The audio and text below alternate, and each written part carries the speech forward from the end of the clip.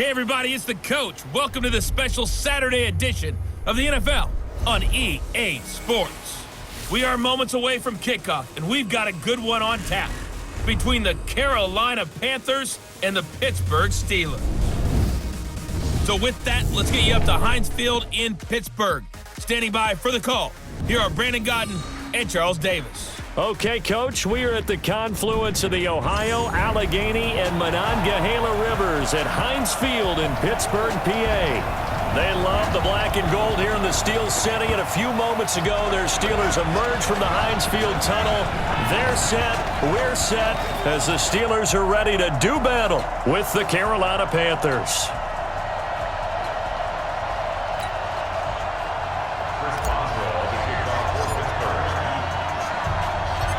Here we go from Heinz Field as Chris Boswell tees it up and boots it away.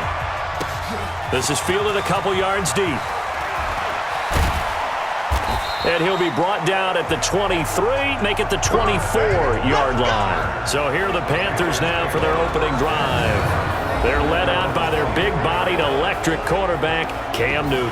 Cam has all the skills that you're looking for. The arm that can do everything, the ability to run, hard to bring down because of his size.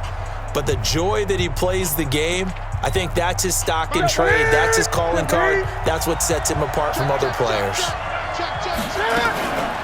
First carry for Christian McCaffrey. And he'll get this one up to the 26. Only a couple for him there on the game's first play, and it's second down. When we look at this unit like we are now, Greg Olsen has become such a reliable target in this league. Loves to be considered the #1 option in the passing game in the offense he plays, and he lives up to it. Knows the defense is set for him, knows how to beat them. On second down, McCaffrey. Looking for a cutback lane, but nothing there as he's met at the line of scrimmage. 2 runs in a row, but only 2 yards to show for it. And a look at the Steelers' defensive unit. Bud Dupree came out of the University of Kentucky determined to let everyone know that they play football there as well as basketball. A terrific pass rusher off the edge.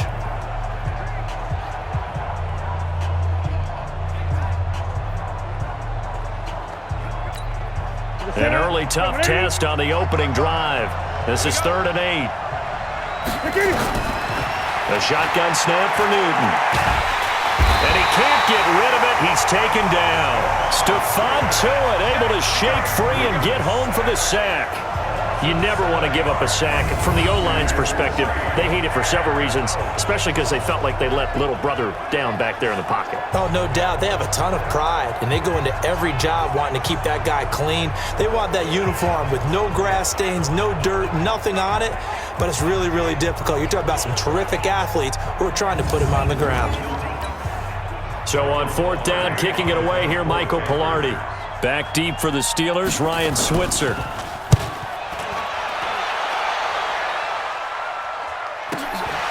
And taken right on the 30.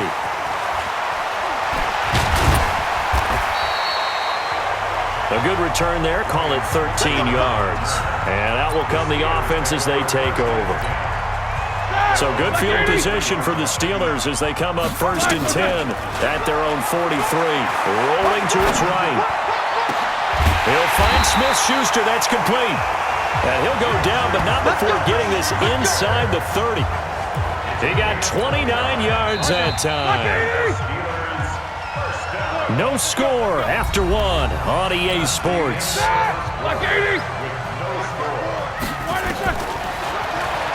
To throw here, Roethlisberger. And it's complete. He gets this one to Washington. And he's going to take it in for a Steeler touchdown. James Washington, 28 yards, as his guys are first onto the scoreboard here this afternoon. They'll run with Samuels. And he is into the end zone to bump the lead up 2 more. And so they run it in on the two-point try. And it's so often, Charles, we talk about from the offense's perspective what you do on the two-point conversion. How about the defense? How do they play run versus pass? It's really difficult for them because I think most teams want to play for the pass. That's what they see most teams do. And so are you able to mass enough people inside if the team decides to run it? Very difficult. I think what you're seeing a lot more now, people blitzing the two-point conversion. They want you to make a quick decision and make it right now. There, the offense wins the battle for two. And this is caught. I think he got that with one hand. A well-executed 22-yard gain. Gotta love the catch. I think you gotta love the gloves as well. Yeah, these one-handed catches, that was great, and they're fun. They're becoming a little more ho-hum right there. Yeah, they really are, and I know that it sounds like we're taking credit away from the guys, and we don't mean that at all. They really work hard on this one-handed catch thing, but I think the gloves have to be helping in a big way. On 2nd and 10, Newton, and they've got the hook up. This is Olsen. That catch good for only a yard, and it'll be 3rd down. They'll get to the line here, but remember, it's also 3rd down. Newton to throw, and he finds a man. It's Olsen.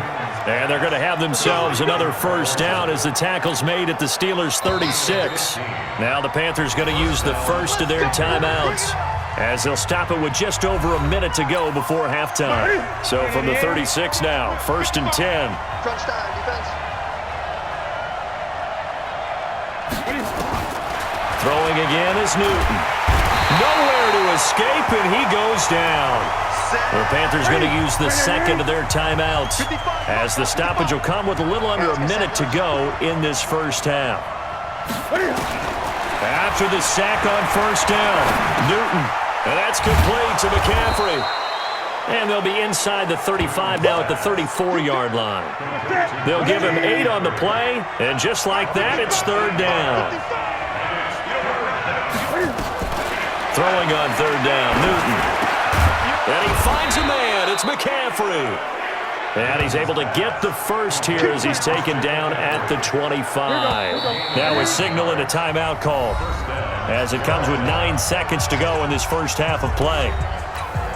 So even though it's 1st down, here's the field goal unit on now to try to get 3 before halftime. Right hash mark of 42-yard attempt.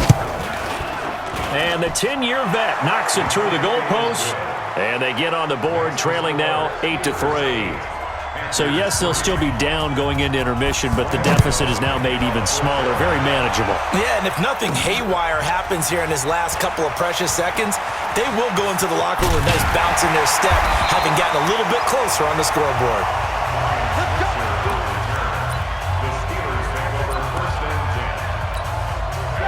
The Steeler offense here about ready for their next drive. They'll throw now on the final play. On the run, he'll let it go deep, right side. And this is caught at the 20. And down to the 20. And okay, so much for our halftime break. Apparently we're going to get right back to it. So time for the second half as the Steelers have the lead, and they will also be receiving the football here to start the 3rd quarter. This is taken about 7 yards deep. And this return net's positive as he gets past the 25 and up to the 27-yard line. Pittsburgh's offense now heading back out onto the field. They have the lead. Now they'll be looking to extend that lead. And this is where I enjoy talking about one of my favorite subjects, tendency breakers, or counters as I also like to call them. You've done things in a certain way in the first half, and they've had the ability to see what you've done. They're going to make their adjustments. So guess what? You adjust yourself and try and stay ahead of the pace because you are looking for some separation in this ballgame. The adjustment to the adjustment. Without a doubt. Show them one thing, hit them with something else. Now a play fake here on 1st down. And now he's going to use his left. It's caught inside the 25. And into the end zone. Touchdown, Pittsburgh. James Washington, his 2nd touchdown of the afternoon. And the Steelers, they broaden their lead. As he was shuffling right out of the pocket, you could just tell he was going to take a shot downfield. He had his eyes down there the whole way. He certainly did. He wasn't taking off to go, right? When he was flush from the pocket, a lot of times you see him, eyes will drop, ball will get tucked, and he takes off, becomes a running back. But as you noted, stayed alive as a passer, tremendous body control, and a pretty good arm there, too. And nice work on the return as they'll start their drive just past the 30-yard line. The Panthers out there and ready to begin their next drive. And tough to win games if you're going field goal here. They got field goal last time, and they'll be looking for a touchdown. They're looking for the big chunk now because, as you noted, the field goal way of doing it makes it that much harder and puts more pressure on every possession for you now. Go ahead and get 6 and feel a lot more comfortable about the position they're in. Bigger chunks. We'll see if they can get the score. Now a deep ball there on second down, but it'll wind up incomplete. Curtis Samuel, the one he was looking for. And that takes us from second to third down. Throwing is Newton. And that is incomplete. We're into the second half now, and this is an offense that continues to struggle to sustain a drive. Looks like they're just totally out of sync, whether they're running the ball, passing the ball like we saw there. I don't know. The rhythm seems off. This will be taken at the 10. So a change of possession here on the punt. And possession will switch hands, 1st and 10. James Washington making his way back out towards the huddle. A monster game so far, third quarter. He is lighting up the stat sheet.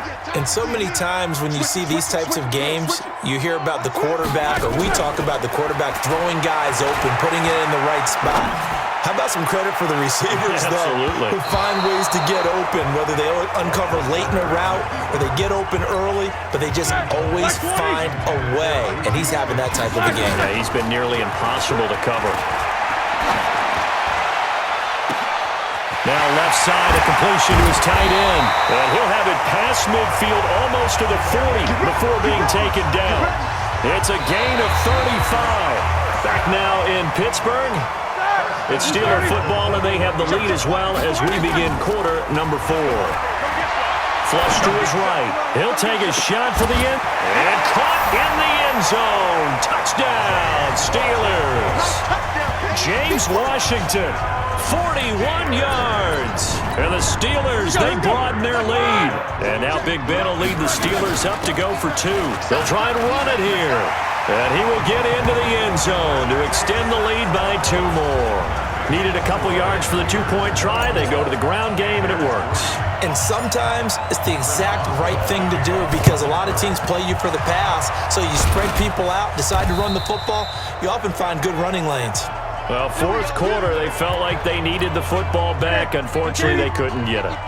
And I know we brought analytics into the game, and someone has said here that the data says that when a team's expecting an onside kick, 80% of the time, the team expecting it, they do actually recover the ball, which is what we saw here. I just wonder if that number is much more of a anecdotal type of a number. Kind of like when the coaches tell us, well, when you score on special teams, 93% of the time you win the game. I'm still waiting to see that number is empirical. Newton now to throw. And he's got the hook up to Moore. And he'll go out of bounds inside the 15-yard line. 13 yards, 1st down, Panthers. Finally, a first red zone opportunity for these guys. It's 1st and 10 at the 14. And he's got it. Touchdown, Panthers. Christian McCaffrey there to make the grab. And the Panthers, they're able to draw a bit closer. And that touchdown puts us in a position to have a discussion, doesn't it? Now, it'll be a 2-score game after the conversion. Yeah, I mean, there's no doubt with a 2-score game, they're going to have to onside kick it. We'll just see if they've got a miracle up their sleeve. And you wonder what onside kicks they're going to use and in what sequence if they hope to have a chance to win this game. And this doesn't work. The Steelers recover it. The risk-reward of the onside kick, when you don't get it, the risk comes out to play, and here they gave up great field position. And that's the key to everything because you're trying your best to press advantages when you have them, and field position leads you to that type of play calling, and whether you want to blitz or whether you want to throw the ball deep, those types of things, now that they've given up that type of field position, the advantage is switched to their opponent. They go play action here on first down. To the end zone, but it's incomplete. Okay, I'm not quite sure how to judge that one. Maybe didn't have enough legs underneath him. Mechanics might have been off. Maybe some fatigue. That one came up short. Fourth quarter, maybe you do start. Got his man. It's caught for a Steelers touchdown. James Washington there to make the grab. And the Steelers, they broaden their lead. Now Roethlisberger will head to the line as his guys will go for two. They were still throwing with a comfortable lead here late, and now that lead even more comfortable. And your first thought is there bad blood that went into this one ahead of time, that maybe they're seeking some revenge or they just don't like them? But the other thing that always hits me is, are they worried about playoff positioning? Right? Are they worried about, do you need enough points in case there's a tiebreaker that comes into play later? And no run back here. This will be a touchback, and it comes out to the 25-yard line.